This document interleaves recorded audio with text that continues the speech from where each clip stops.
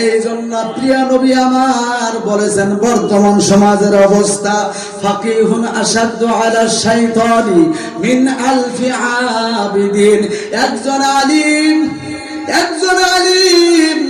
একজন মাওলানা কত দাম, কত সম্মান, কত মর্যাদা। দয়ার নবী আমার, মায়ার নবী আমার বলেছেন 100 আবিদের চাইতেও একজন আলিম উত্তম। সুরে সুরে কোন সুবহানাল্লাহ। শত আবিদকে ধোঁকা দেওয়া শয়তানের পক্ষে সম্ভব হয়ে যায়। একজন পূর্ণাঙ্গ ইলম রাখনেওয়ালা, দিন বুঝনেওয়ালা আলিমকে শয়তানে ধোঁকা দেওয়া বড় কঠিন হয়ে যায়। আল্লাহর নবী বলেছেন ইন্নাল উলামা ওয়ারাসাতুল আমবিয়া, নিশ্চয় আলিম সকল হলো নবীর ওয়ারিস, নবীর ওয়ারিস। জোরে জোরে বলেন না সুবহানাল্লাহ। ও প্রিয় মুসলমান, বর্তমান সমাজের অবস্থা আমাদের বরবাদার কথা হলো, কিছু সমাজে যদি কয়েকজন হাফিজ এবং যদি আলিম আছে, সমাজের কিছু মানুষের জন্য চোখের কাঁটা হয়ে গেছে। আলিমকে দেখতে পারে না, গভীর মনোযোগ দিয়ে কথাটা শুনিয়া রাখেন, জানিয়া রাখেন। নবী আমার দুনিয়া থেকে বিদায় নিয়েছেন, নবুয়তের তালা লাগায়া বিদায় হয়ে গেছে।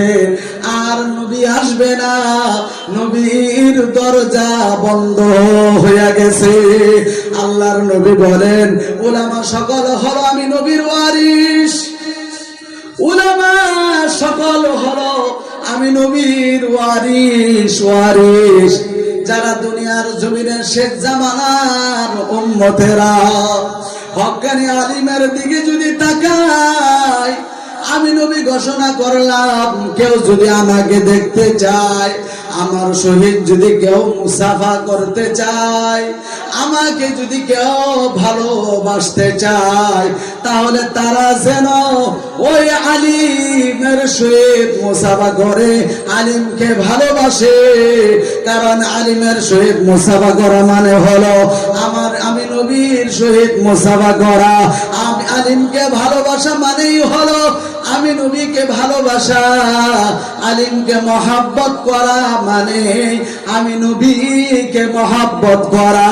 যারা হক্কানি আলিমের দিকে তাকায়, একবার মহাব্বতের নজরে তাকায়, আল্লাহর নবী বলেন সে যেন আমি নবীকে দর্শন করলো। চিল্লায় বলা যাবে না সুবহানাল্লাহ।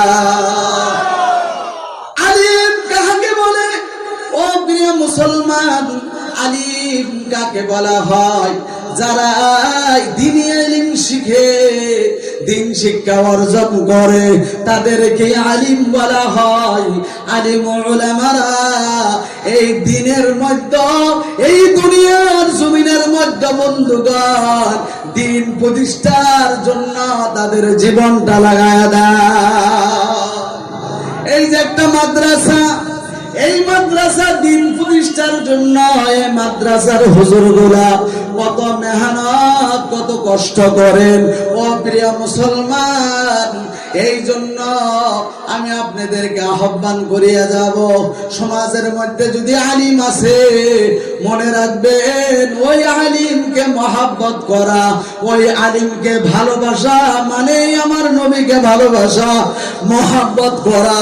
কারণ আল্লাহর নবী বলেন কুন আলিমান আও মুতাআল্লিমান আও মুহিব্বান আও মুস্তামিআন ওয়ালা তাকুন খামিসা ফাতাহলিক।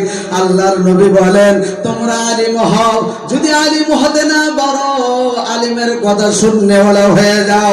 যদি তাও হতে না পারো, আলিমকে মহাব্বত করনে ওয়ালা হয়ে যাও।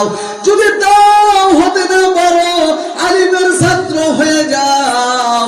যদি তাও হতে না পারো, আলিম উলামারা দ্বীন ইসলামের জন্য যখন তোমাদের কাছে হাত বাড়ায়, তোমাদের সাধ্য অনুযায়ী তোমরা সহায় করো, সহায় সহযোগিতা করো। পঞ্চম ব্যক্তি তুমি হয় না, তাহলে তুমি ধ্বংস হইয়া যাইবা। ও প্রিয় মুসলমান, এই জাগার মুসলমানদেরকে আমি বলে যাব, আলিম উলামাদেরকে কদর করবেন, আলিম উলামাদেরকে মহব্বত করবেন, আলিম উলামাদের সহিত সম্পর্ক রাখবেন। আলিম উলামাদের সামনে ধমকি দিয়া কথা বলবেন না, কারণ আমার নবী দুঃখ পেয়ে যায়, আমার নবী কষ্ট পেয়ে যায়।